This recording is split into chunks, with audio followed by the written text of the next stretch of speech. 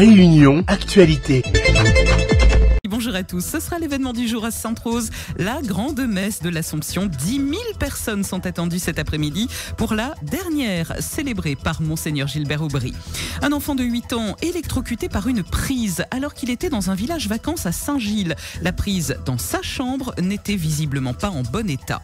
À Sainte-Anne maintenant, ça fait 3 mois qu'une auditrice vit les pieds dans l'eau. Elle nous racontera son histoire. Elle habite à Sainte-Anne, donc impasse des Moineaux. Une centenaire nous a quittés.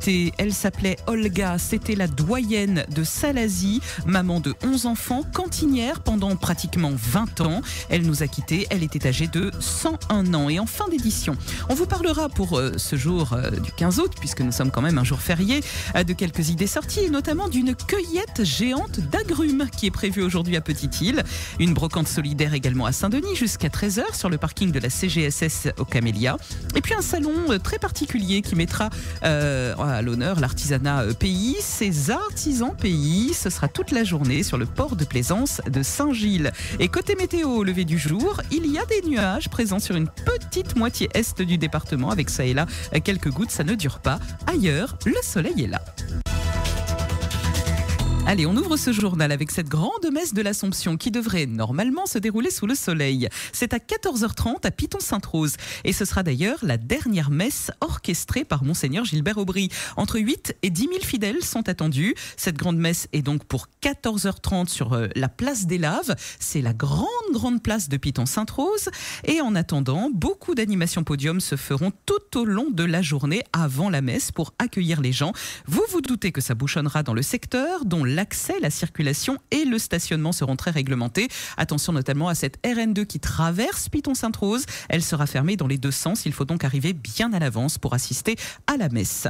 Autre messe très attendue, celle des pêcheurs à Saint-Paul. Il y a une procession qui va démarrer sur la place de l'église de la Conversion où résidents et visiteurs vont se rassembler pour un voyage festif en direction de la place du débarcadère de Saint-Paul. Cette procession sera ensuite suivie à 15h45 par une célébration qui sera riche en traditions, un hommage solennel aux disparus en mer, place du débarcadère. Ce sera donc cet après-midi.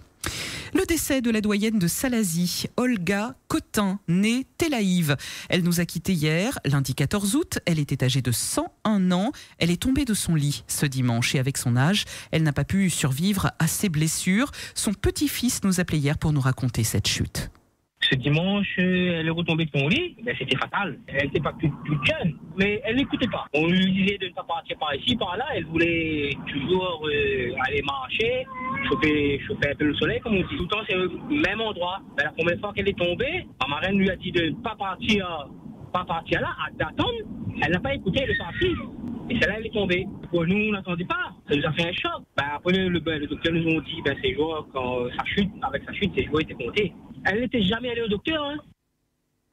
Voilà, la doyenne de Salazie, âgée de 101 ans, maman de 11 enfants et cantinière pendant plus de 20 ans.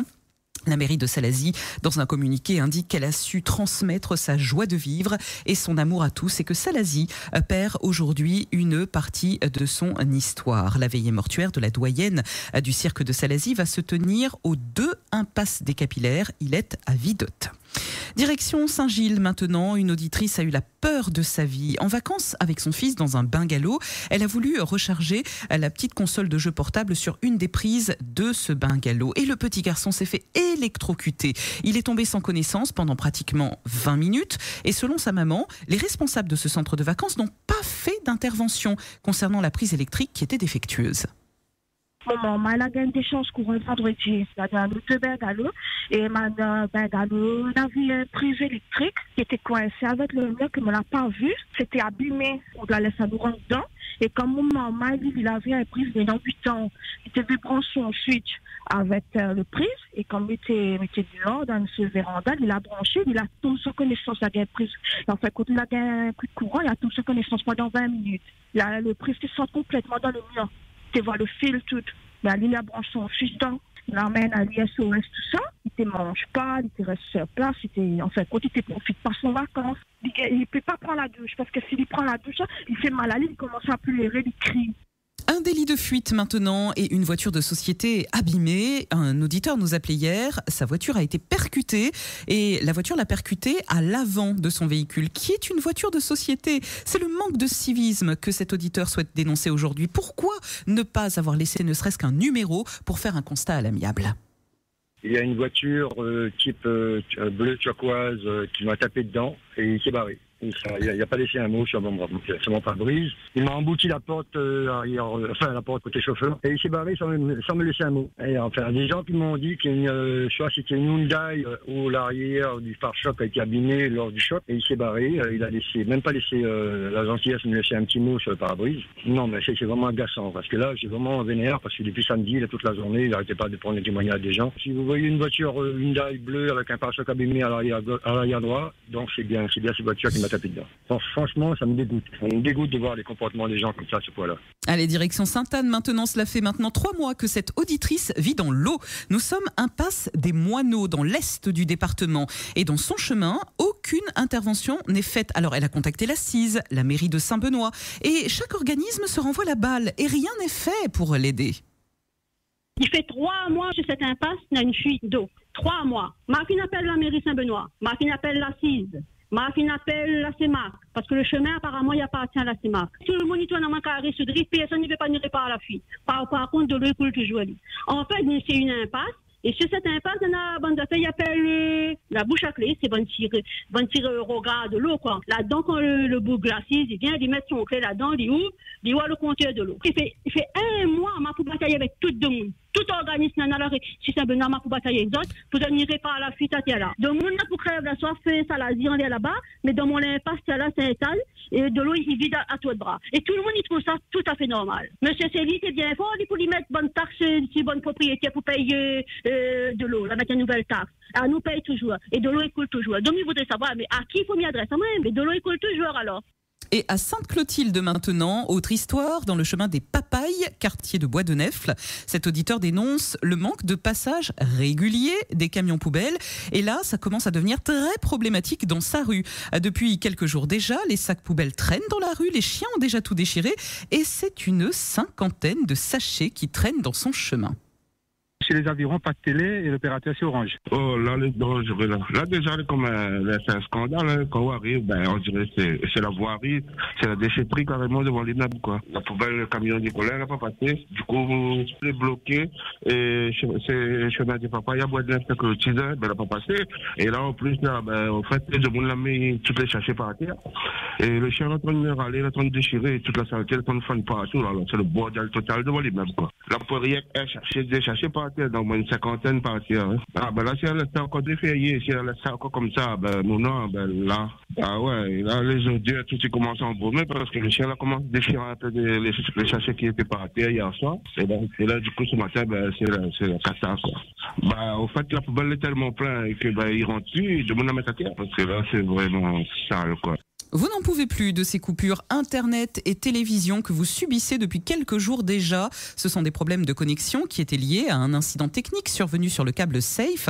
Ce câble qui nous ramène justement la fibre et l'Internet ici à La Réunion et qui passe dans tout l'océan Indien au sud de l'Afrique. Ces auditeurs n'en peuvent plus 10 jours que certains n'ont pas de télé. Chez les avirons, pas de télé et l'opérateur c'est Orange. Ah ben, moi, l'a appelé ce matin, elle a dit, moi, le 24, il y a la télé. Le 24 août, dans 10 jours. Donc, il pense à de la règle le plus gros problème, mais après, il y a des petits problèmes à côté comme ça, il au fur et à mesure, il pense.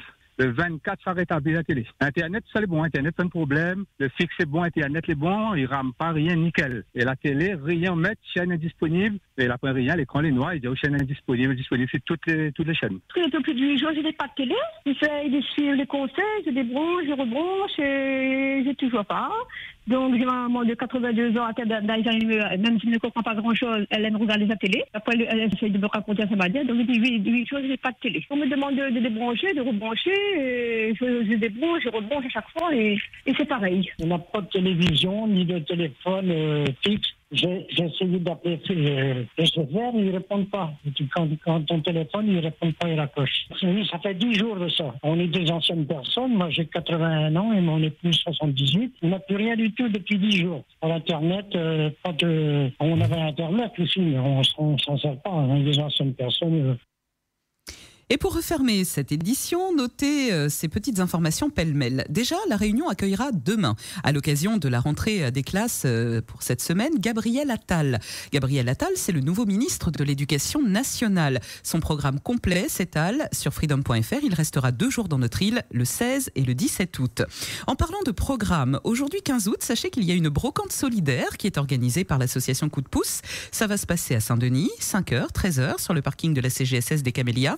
Chaque chose que vous achetez va permettre justement de récolter des fonds pour payer des repas gratuits aux personnes les plus nécessiteuses à Saint-Denis, et notamment les sans domicile fixe.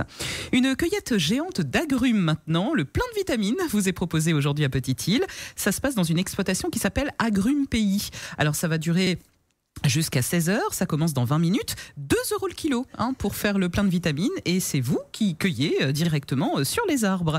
Et puis sachez que si vous aimez bien chiner un petit peu, regarder la production locale, eh bien Artisan Pays revient aujourd'hui sur le port de plaisance de Saint-Gilles, et vous allez pouvoir plonger dans l'univers de l'artisanat local et vous laisser emporter complètement dans plein de créations. C'est une belle expérience à faire, et c'est de 10h à 20h dans ce cadre qui est très beau du port de plaisance de Saint-Gilles. Donc vous pourrez flâner, regarder les bateaux, respirer le bon air et puis découvrir la créativité pays. O-News Radio sur outremernews.fr.